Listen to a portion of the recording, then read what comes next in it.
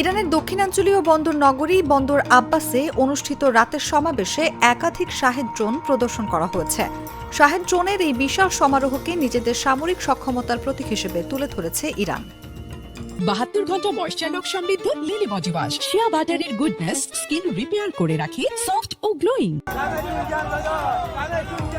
First বার্তা সংস্থার প্রতিবেদন অনুযায়ী প্রদর্শিত ড্রোনগুলো শাহেদ 136 মডেলের, যা ইরানের তৈরি একটি বহুল ব্যবহৃত আক্রমণাত্মক ড্রোন। এটি কম খরচে দীর্ঘ দূরত্বে হামলা চালাতে সক্ষম হওয়ায় আধুনিক যুদ্ধে গুরুত্বপূর্ণ ভূমিকা রাখছে।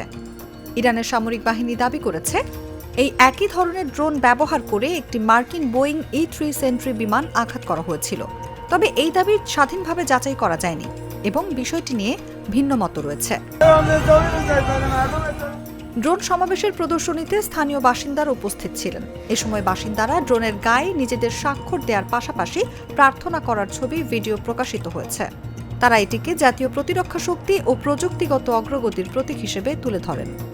বিশ্লেষকদের মতে শাহিদ সিরিজের ড্রোনগুলো তুলনামূলক কম খরচে তৈরি হলেও উচ্চ মূল্যের সামরিক লক্ষ্যবস্তুতে আঘাত হানার সক্ষমতা রাখে, যা আধুনিক যুদ্ধের কৌশলে বড় পরিবর্তন আনছে। প্রসঙ্গত 28 ফেব্রুয়ারি যুক্তরাষ্ট্র ও ইসরায়েল ইরানের বিরুদ্ধে ব্যাপক সামরিক অভিযান শুরু করে। এতে দেশজুড়ে সামরিক ও বেসামরিক স্থাপনায় বিমান হামলা চালানো হয়, ফলে ব্যাপক প্রাণহানি ও অবকাঠামোগত ক্ষয়ক্ষতি ঘটে। এর জবাবে ইরানের সশস্ত্র বাহিনী বিভিন্ন দফায় মধ্যপ্রাচ্যে থাকা মার্কিন ঘাঁটি ও রাডার লক্ষ্য করে ক্ষেপণাস্ত্র এবং ড্রোন হামলার মাধ্যমে পাল্টা আঘাত হানে।